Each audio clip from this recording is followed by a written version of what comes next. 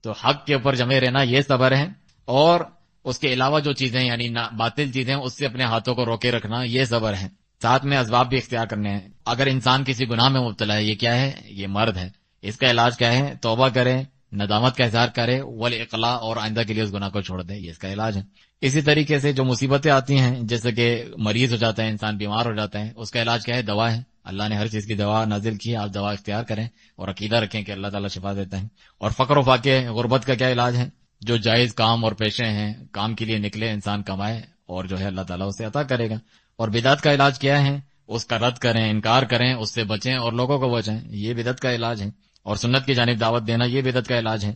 اسی طرح کفر و شرک کا علاج کیا ہے؟ اس سے بچائیں، ڈریں اور لوگوں کو دعوت دیں صحیح اسلام کی طرف، ایمان کی طرف، توحید کی طرف۔ تو مومن جو ہے اپنی تمام حالتوں میں اپنی تمام مشکلوں کو دین کے اور شریعت کے اعتبار سے اس کا علاج کرتا ہے۔